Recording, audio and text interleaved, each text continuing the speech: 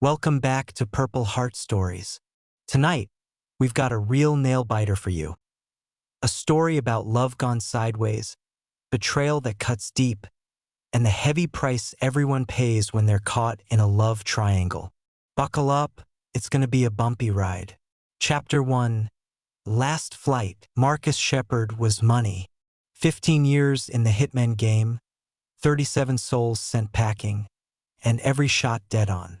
But today, looking through the scope of his M24 rifle at his 38th target, his hands were shaking for the first time ever. In his crosshairs was Michael Rayner, a 45-year-old retired Air Force pilot, now flying puddle jumpers for some backwater airline.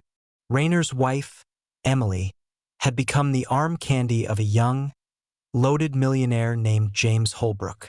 Holbrook coughed up 200 grand for Marcus to take care of the husband problem. What he didn't know was that years ago, in the mountains of Afghanistan, this same husband saved Marcus's hide. Rain was hammering on the tin roof of the abandoned warehouse where Marcus had set up shop. Droplets ran down his face, mixing with cold sweat. Something was off. Up to now, he'd handled dozens of hits. Find the target, set up, take the shot, disappear. No feelings, no second thoughts. Just business. But not today. Across the way, Michael Rayner was hunched over his desk, wrestling with flight logs. His fingers, still sharp from his military days, flipped through the pages of the logbook. A desk lamp threw a warm glow on his face, etching the wrinkles into sharp relief. Marcus knew those wrinkles. They were forged in Afghanistan after that hellish night. "Ghost, hold on. I'm coming for you." Michael's voice echoed in his memory. Back then, in the Hindu Kush, their unit walked into an ambush. The Taliban opened fire without warning, and the first burst tore through Marcus's leg. He remembered falling, his rifle skittering away, the burning sand filling his mouth. Then Michael showed up. That damn hero, the unit commander, could have just ordered a retreat. Instead, he crawled through the withering fire to drag his wounded sniper to safety. "I never leave a man behind," Michael said then, wrapping a dirty bandage around his leg. "Remember that, Ghost. Someday it might save your life." His phone buzzed, dragging Marcus out of the past. A message from Holbrook flashed on the screen. "Time's running out. If you don't nail it today, the deal's off. Double pay for the rush job." Marcus cursed under his breath. James Holbrook, 35, a billionaire, used to getting whatever he wanted. When Emily Rayner showed up on his private jet as a flight attendant, he decided she'd be his next trophy. But things went off script. He fell head over heels for the first time in his life, like a lovesick puppy, and now he was willing to kill to get her. Through the scope, Marcus saw Michael get up from his desk and walk to the window. He was staring at the rain, and something in his stance reminded Marcus of that moment in the mountains, waiting for evac. The same straight back, the same squared shoulders, the bearing of a man who was used to taking responsibility for others. "Damn it all," Marcus whispered, lowering his rifle. He couldn't do it. Not to him. Pulling a notebook from his backpack, he started to write. The letters were shaky, his fingers still trembling. "Cap, sorry, but it's business. You got a week. I know about your sick mother. Take care of her. Get your affairs in order. Don't try to find me or run. You know I'll find you anywhere. You taught me to never leave a man behind. So I'm giving you this week. It's all I can do. Ghost." Folding the note, he sealed it in an envelope. Michael would be going for his usual evening jog in an hour. Marcus had memorized his routine after a week of stakeout. The envelope would be on the windshield of his beat-up Ford. Taking one last look through the scope, Marcus saw Michael head back to his desk. There was the same confidence in his movements as 15 years ago. He had no idea that in a few hours he'd get a note that would change his life. He didn't know that his wife was in the arms of another man right now. He didn't know that his former soldier had broken the cardinal rule of a hitman: never give the target a fighting chance. Marcus started packing up. His fingers automatically disassembled the rifle, while one thought spun in his head. Sorry, Cap, but you taught us that sometimes you have to choose between duty and honor. He didn't know that Michael Rayner, after reading that note, wouldn't start preparing for his death. Instead, he'd start his own hunt. And the man he was supposed to kill was already figuring out how to turn the hunter into the hunted. The rain picked up as Marcus left the warehouse. Thunder rumbled in the distance, as if the sky itself was warning of the coming storm. But he didn't pay attention. What did it matter what was up there, when a full-blown hurricane was already raging inside him? Chapter 2. Betrayal. Emily Rayner always thought she was good at lying. But now, standing in the aisle of a Gulfstream G650 private jet, staring into James Holbrook's piercing blue eyes, she could feel her hands betraying her, shaking as she placed glasses on the silver tray.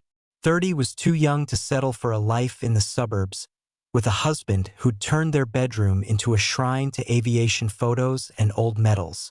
Linda Pierce, her friend, and the lead flight attendant, nudged her as she walked past. Get it together, honey. You don't want to go back to your flyboy geezer, do you? Linda knew where to hit. Every time Emily came home, the smell of jet fuel clinging to Michael's uniform reminded her of the life she was trying to escape. More champagne, Mr. Holbrook? Emily tried to sound professional, but James already had his eye on her.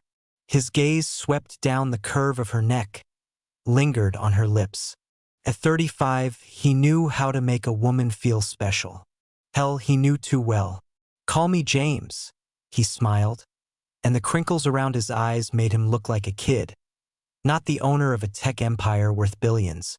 And yes, champagne, but this time join me. It was a direct violation of protocol, and Emily knew it. But Linda, walking past, whispered again, "Don't be a fool. These flights have their own rules. Why do you think we get paid triple the usual rate? You asked me to find you something more interesting than endless coach class flights. It all has a price." It was dark in the cabin. They were flying a red-eye from Seattle to Las Vegas. Holbrook was coming back from some tech conference. Big shots like him never flew commercial. They valued their time and comfort too much. Or maybe they just liked the feeling of power, having a whole plane to themselves. You know what the problem is with guys like your husband? Linda lit an e-cigarette in the galley, puffing out a cloud of vapor. They're stuck in the past. All this talk about honor, duty, loyalty, it's museum stuff, honey. In today's world, there's only one rule: get all you can out of life. Emily looked at her reflection in the mirror. 30 years old, still young enough to start over, beautiful enough to catch the eye of a guy like Holbrook, and miserable enough in her marriage to look for comfort elsewhere. He's been looking at you all flight. Linda blew out another cloud. Why do you think he's requested our crew 3 times this month? He's got the hots for you, silly. And guys like that don't take no for an answer. James Holbrook was sitting in his leather seat, casually scrolling through something on his tablet. His dark hair was slightly mussed, the top button of his shirt undone. He exuded a certain confidence that only comes from people who've never heard the word no. Mr. Holbrook, James. Emily set a glass in front of him. I'm afraid I can't join you. Rules. Screw the rules. He gently took her wrist. His fingers were warm, and a shiver ran down her spine. Let's be real. I've been watching you for a month now. You're unhappy, it's obvious. A beautiful woman like you shouldn't be hiding in the suburbs with a guy who can't give her the life she deserves. Emily felt her cheeks flush. You don't know anything about my life. I know enough. He stood up, standing way too close. He smelled of expensive cologne and power. I know you wake up every morning and look in the mirror thinking, Is this all there is? I know you lie awake at night, wondering how your life could have turned out. I know you deserve better. His lips were inches from her ear, and every word made her tremble. I have a husband, she whispered, but it sounded more like an excuse than a refusal. You have a cage, and it's not even golden. I'd call it a kennel. James ran a finger down her cheek, and Emily knew she didn't want to resist. I'm offering you freedom. Linda materialized beside her as if by magic. I'll make sure we're not disturbed. She winked and disappeared towards the tail of the plane. Down below, in the darkness, the lights of cities flickered by.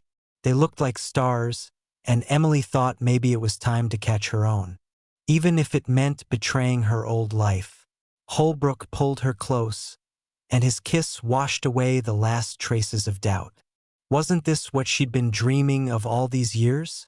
Passion, risk, a life full of bright colors, not endless talk about flight plans and weather conditions. I can give you everything, James whispered. The whole world at your feet.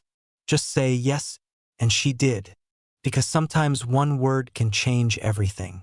Because sometimes betrayal hides behind freedom. And because even the most faithful wife can forget about loyalty at 30,000 feet, when the lights of strange cities twinkle below, and a man who smells of power and endless possibilities is standing beside her. She didn't know that this night would be the start of a chain of events leading to a bloody end. She didn't know that her freedom would come at a very high price. She didn't know that her yes would set off a revenge plot that wouldn't stop until it had ground everyone involved to dust. Because some decisions are made in the dark, without seeing their true cost. And only when dawn breaks do we understand what we've done. Chapter 3. The Hunt. The envelope sat on the kitchen table like a freaking time bomb. Michael Rayner had been staring at it for 20 minutes, absently rubbing the scar on his left forearm. A souvenir from the day his F-16 got shot down over Kandahar. The handwriting was familiar. This couldn't be some dumb prank. His gut, the same one that saved his bacon in Afghanistan a dozen times, was screaming like an air raid siren. Ghost. You old dog, he muttered, reading the note for the third time. What the hell did you get mixed up in? Who could I have pissed off that badly? Marcus Shepard, the best sniper he'd ever known. A man who could hit a target a mile away in a crosswind. The same guy Michael dragged out from under Taliban fire when everyone else figured he was a goner. And now that guy was going to kill him. Michael got up and went to the window. His gaze automatically started scanning the area, an old military habit. 3 high-rises to the north, an abandoned warehouse to the east, a water tower to the south. All perfect sniper positions. Ghost could be on any of them. Or none of them. Think, soldier, think. Michael ran a hand through his graying hair. 20 years in the service had taught him the habits of every man in his unit. Marcus always preferred positions with multiple escape routes. Never shot into the sun. And always, damn it, always made a confirmation shot. Something didn't add up. If Ghost wanted to kill him, why the warning? Why the weak? It wasn't his style. Someone had hired him. Someone who wanted a retired Air Force pilot pushing papers and flying prop planes 6 feet under. Michael pulled his old army binoculars out of the safe. Crouching inside the room, out of sight of any potential observers, through the lenses he studied every window, every roof within a mile radius. Somewhere in that maze of concrete and glass was a man who was supposed to pull the trigger in exactly 1 week. A man who knew all his habits, all his weaknesses. His wife Emily at this time far away from home, doing some flight. Pulling out his old army tablet from under a floorboard in the bedroom, Michael started making notes. Every potential sniper position, every escape route, every detail he remembered about Ghost's style. He wasn't going to die. Not now, when he was finally starting to understand what he'd stumbled into. He spent the next few days preparing. Installed hidden cameras, masked motion sensors. His house turned into a fortress, but from the outside, everything looked normal. Michael knew Ghost was watching, studying his habits, waiting for the moment, tracking him.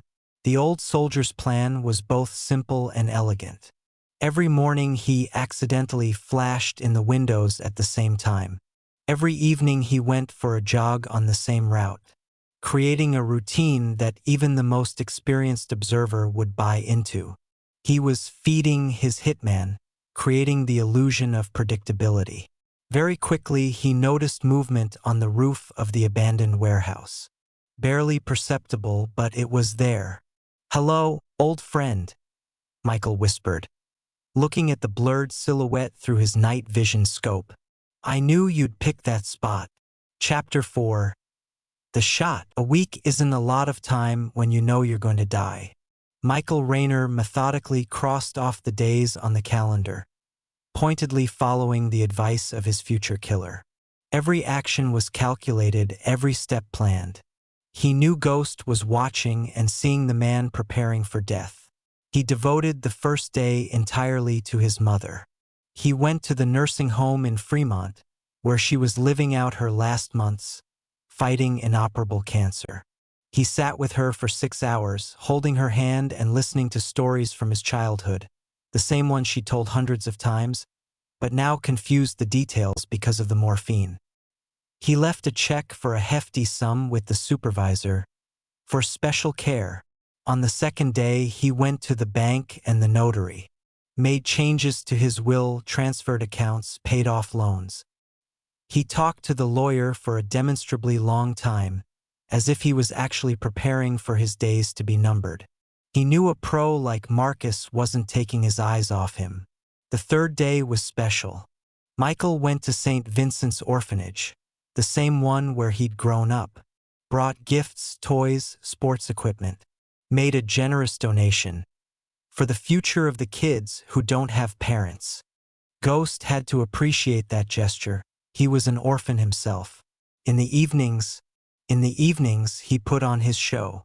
Every day, at precisely 11:30 p.m., Michael sat down in his armchair by the window of his study, turned on the desk lamp, making his silhouette clearly visible through the curtains. Picked up a book, always the same one, a dog-eared copy of Hemingway's For Whom the Bell Tolls. He sat there for exactly an hour, methodically turning the pages. Emily was flying. She hardly ever at home.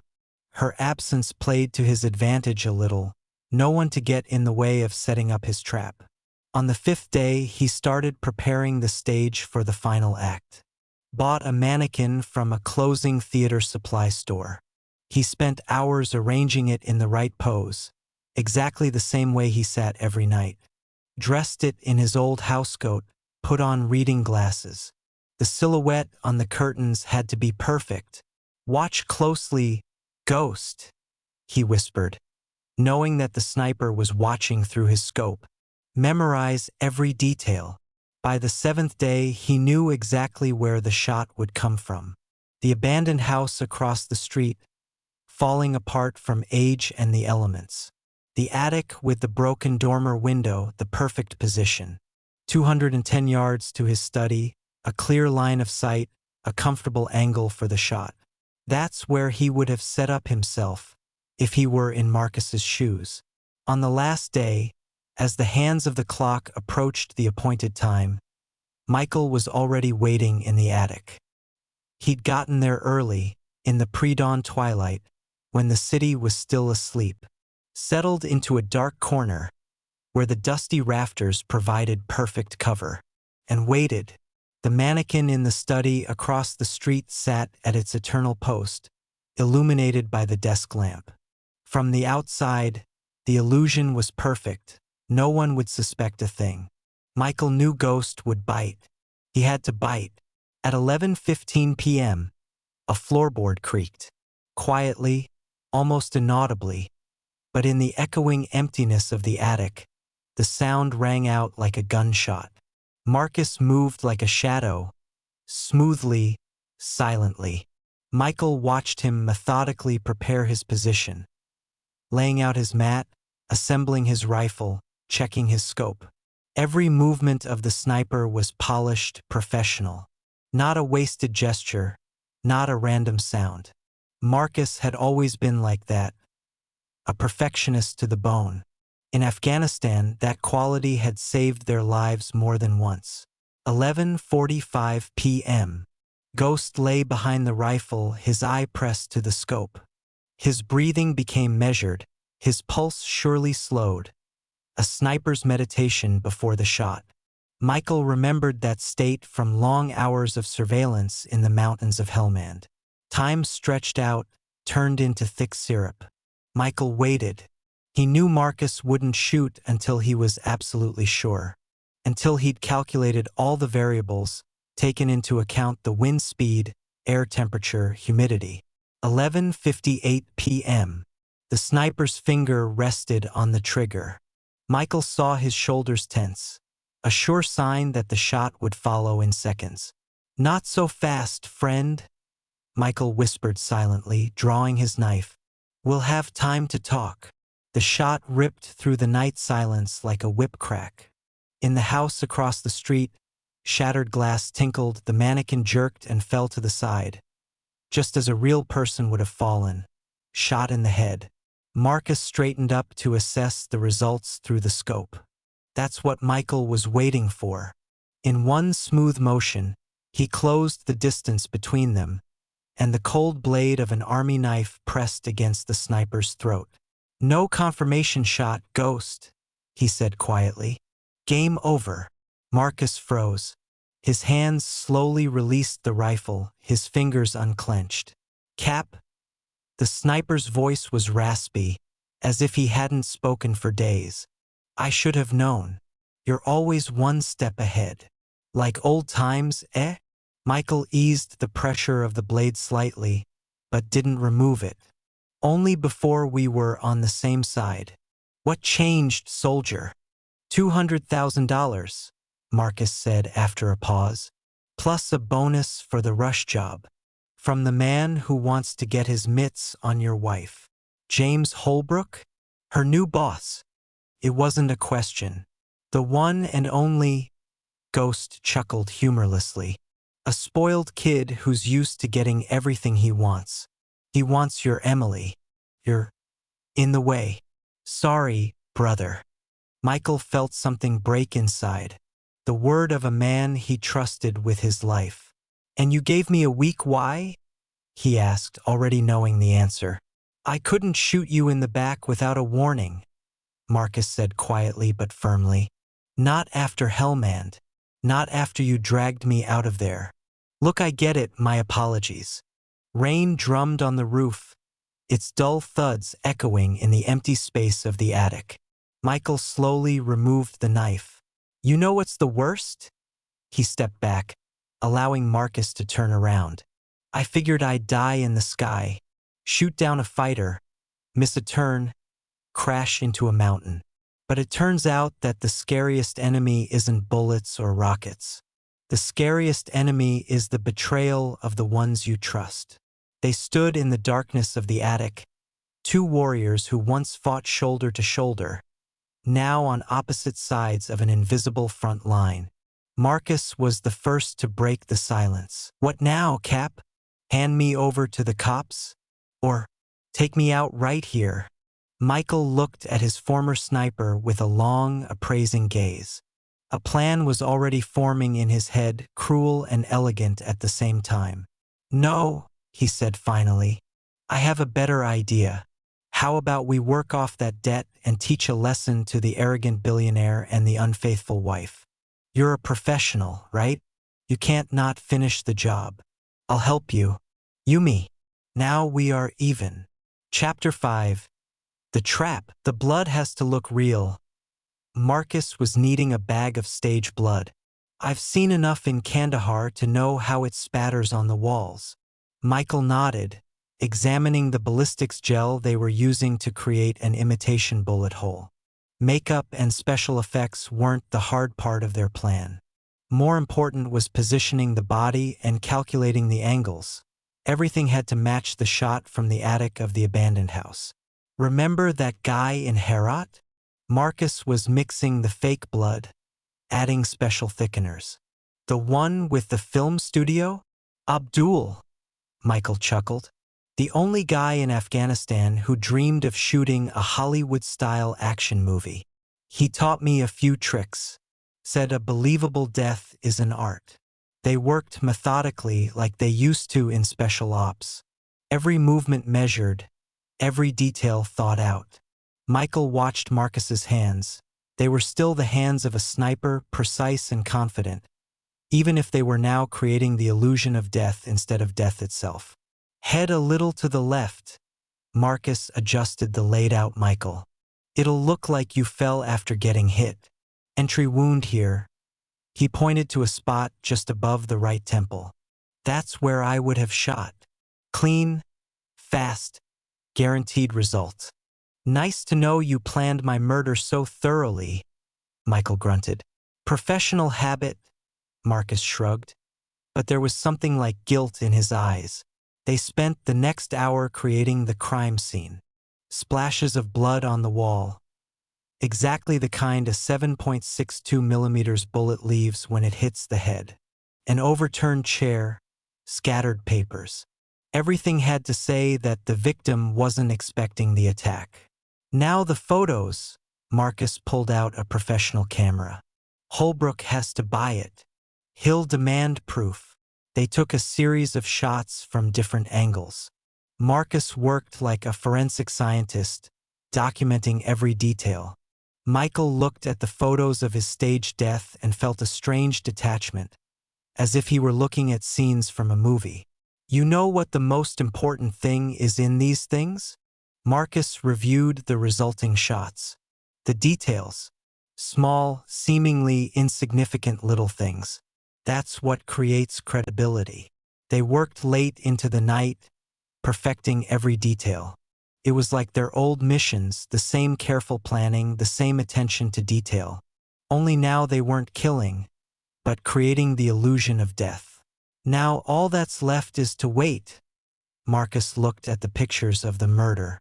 Let their conscience do the rest. Or what's left of it. Michael nodded silently. The first part of the plan had been executed flawlessly. Now the real game began. The police, arriving after a call from worried neighbors, quickly concluded. This was a hitman's work. Too clean, too professional. Emily soon arrived. Mrs. Rayner. Detective Collins gently touched the shoulder of the sobbing Emily. I'm very sorry, but we need to ask a few more questions. She sat on the sofa in the living room, crumpling a silk scarf in her trembling fingers. Forensic scientists scurried around, photographing the blood spatters on the walls and collecting evidence. I don't understand, she sobbed. Who could he have crossed? He was such a regular, everyday guy. James Holbrook appeared right on cue as the police were wrapping up. Tall, in a black Brioni suit, he exuded an aura of confidence and power. Emily, he knelt in front of her, taking her hands in his. I rushed over as soon as I heard. I'm so sorry. She buried her face in his shoulder, her body racked with sobs. Detective Collins tactfully looked away. I can't stay here, Emily whispered hours later, when she and James were alone. The house was empty, quiet. Only the yellow police tape on the front door reminded her of the tragedy. Everything, every room. You need time. James poured her a glass of wine. Time and a change of scenery. Where am I supposed to go?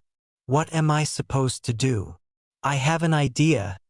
He sat down beside her, and in his eyes was that special fire that comes from a man ready to hit the jackpot.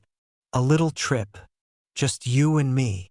There was something hypnotic in his words. Or maybe it was the wine. Or maybe it was that for the first time in years, Emily felt truly free. It's indecent, she tried to argue.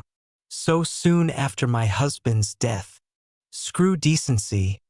James put down the glass. You deserve happiness. We deserve each other. The next morning, they were already at the airport.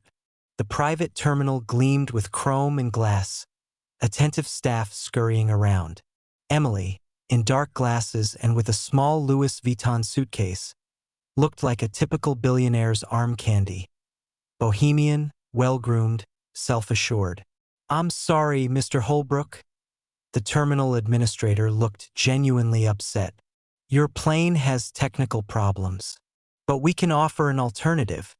A small charter, a very reliable company. James frowned. How reliable? The pilot is a former military aviator, very experienced. The plane is new, maintained regularly. Fine. Holbrook waved his hand dismissively. Get it done. On the plane, climbing above the clouds, they made plans. James spoke of a wedding on a private beach, a honeymoon on his own yacht, a new mansion in Malibu. Emily listened, and for the first time in years, she felt truly alive. Can you imagine? She adjusted a stray strand of hair. Just yesterday, I was trapped in a kennel. As you said, and today I'm flying towards a new life. James kissed her fingers. No more cages, only freedom. Somewhere over the Caribbean Sea, the weather started to turn. The plane entered a zone of turbulence, shaking violently. Then the co-pilot came into the cabin. Sorry. His voice was professionally calm. We have a little technical trouble. We'll have to make an emergency landing to check the systems. What do you mean emergency? Holbrook frowned. Where? There's a small private airfield nearby. It'll take a couple of hours, no more. Emily squeezed James's hand. Everything will be fine. The main thing is that we're together. Chapter 6. Payback. The private airfield in the Colombian jungle looked like the set of a cheap action movie. A dilapidated control tower, cracked concrete runway, rusty hulks of decommissioned aircraft around the perimeter. The perfect place for what was about to happen. Ladies and gentlemen, we are making an emergency landing. The co-pilot's voice was professional and calm. James Holbrook frowned. He hated any deviation from the plan. It's okay, honey. Emily stroked his hand. Soon we'll be on our island. Can you imagine? Just you and me, white sand, azure sea, and no past. James kissed her fingers. Only the future. The landing gear touched the concrete, leaving a trail of dust. The plane slowly taxied to the dilapidated terminal, where 3 black SUVs were already waiting. Emily shuddered. Something about this picture felt wrong. What the hell is going on here? Holbrook stood up abruptly. His face, usually exuding a billionaire's confidence, twisted in anxiety. The cockpit door opened. Emily saw him first and felt the ground fall away beneath her. Standing on the threshold was Michael, alive and well, taking off his pilot's cap with such a commonplace gesture, as if he'd just returned from a normal flight. Oh God, she whispered, grabbing the armrest. This can't be. Why not, honey? Michael smiled, but his eyes remained as cold as ice. Death has been slightly exaggerated. Mark Twain, remember? You always laughed at my habit of quoting the classics. You're supposed to be dead, Holbrook shouted, his face white with rage. I saw the photos. I paid $200,000 for my life? Michael shook his head. You know, James, for a billionaire, you're surprisingly bad at prices. My life is worth much more. And what is your life worth? Let's find out together. Armed men entered the cabin. Their leader, a tall Colombian with a scar across his face, nodded to Michael like an old friend. Raul, Michael introduced him. My new business partner. Although, to be more precise, an old partner of one of my old friends from the service. Marcus appeared from the cockpit. Emily didn't know him, but Holbrook recognized him instantly. You! You freaking traitor! Traitor! Marcus smirked. Funny to hear that from a man who ordered the murder of his mistress's husband. You know what's really funny? You didn't even ask about my background. All you had to do was dig a little deeper, and you'd find out that Michael and I served together. In Afghanistan, Michael added. He dragged me out of under Taliban fire with a gunshot leg and me him with a bullet in the shoulder a week later. You don't forget things like that, do you, Ghost? I have to say it up front, Mr. Holbrook. You are wrong calling Marcus a betrayer. He was just a professional and honestly did everything that the contract demanded. Followed me and made a shot, even taking into the fact that we passed a lot together. But I turned out to be a smart guy either. And now he is working for me. That's it. Emily finally found the strength to speak. Michael, God, stop. I can explain everything. Really? He turned to her, and in his eyes she saw something terrible. Not hatred, no. Complete indifference. Well, let's try. Explain to me why you decided that my death was a good start to your new life. Why you decided that 15 years of marriage could simply be thrown in the trash for the first billionaire you met. Oh, Michael, I didn't imagine that James had hired a killer. If I had only known. And when it comes to relationship with him, you just don't understand. She stood up, her eyes filling with tears. You've always been so correct. Everything according to schedule. Everything according to plan. I was suffocating in this life. And James, he showed me another world. But I just had some intrigue on my work with him. Work affair. And now you are dead. What am I supposed to do? Why should I believe you? Michael shook his head. You could have waited a week. Make a funeral. Mourned a bit. And you started another life with my murder. I really loved you, she whispered, falling to her knees. No, Emily. You loved the idea of me. As long as I was a military pilot, a hero with medals on my chest, you were proud of me. When I became an ordinary civilian airline pilot, I stopped meeting your expectations. How did you call my life with me? In the kennel. Well, very touching family scene. Holbrook intervened, trying to maintain some semblance of control over the situation. You fool. Don't you understand that you won't get away with this? I have connections, lawyers. My family will get me out of here and you're dead. If you get out of here alive. Or not by parts. Or alive but without some parts. True, Raoul? And now you have nothing more. Michael cut him off. Raoul, he's yours. I think his family will pay a good ransom. How much? The Colombian specified matter-of-factly. If I were you, I'd start with 3 to 4 million. Then we'll see.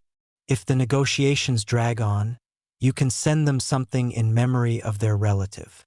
Holbrook's eyes widened with horror. He was led out at gunpoint. He tried to maintain his dignity, but his expensive Brioni suit was already wet with sweat, and animal fear splashed in his eyes. What about her? Raoul nodded at Emily. Michael, please, I beg you. Forgive me. It's all my friend Linda. She offered me a job in these private airlines, but didn't say anything about there being additional duties. If only I had known. She fell to her knees, grabbing his hand. I was a fool. I realized everything. Give me another chance. He carefully freed his hand. A chance? You know what's the worst thing, Emily? I would have forgiven you the betrayal. I would even have forgiven the divorce. But I can't be sure that you didn't know about your millionaire's plans to kill me. It's not me. It's all James. So you just stood there and dreamed about spending his millions at my grave? He shook his head. Raoul, it seems to me that this woman at some point chose the path of selling her beauty for money. Do you have a job for her? Always. The Colombian grinned. No. Emily screamed as she was grabbed. Michael, you can't do this to me. I'm your wife. I used to be. He turned to the porthole. Until death parted us. Remember those words? True, death turned out to be fake, but the result is the same. Her cries lingered in his ears even when the heavy door of the shack slammed shut. Michael stood by the plane's ramp, watching the jeeps disappear into the jungle. Marcus handed him a flask of whiskey. You know, the sniper sat down on the steps of the ramp. We once discussed in Gilmend what's worse, a bullet or betrayal. Remember? I remember. Michael took a sip. You can dodge a bullet, not betrayal. What now? Now? He looked at the sunset sky, painted the color of blood. Now I am going back home. What about you? Saying the truth, I will be working in this area. You've been in the army long enough to know the risks. Marcus waved his hand to his new partners. They all laughed. Bye, old man. Send my regards. Michael was left alone with his revenge. The crew of the plane already started the engines. The plane took off into the crimson sky. Below, the jungle stretched out like a dark green sea. It hid many secrets, now one more. A story of love, betrayal, and retribution. A story that not all fairy tales end in marriage, and justice doesn't always look the way it does in Hollywood movies. Course for Seattle, Michael commanded, fastening his belt. He didn't know what awaited him at home, but he knew one thing for sure. Sometimes you have to lose everything to start life over. If you enjoyed this story, please support the author with a like, subscribe to the channel, and share your thoughts in the comments. Thank you.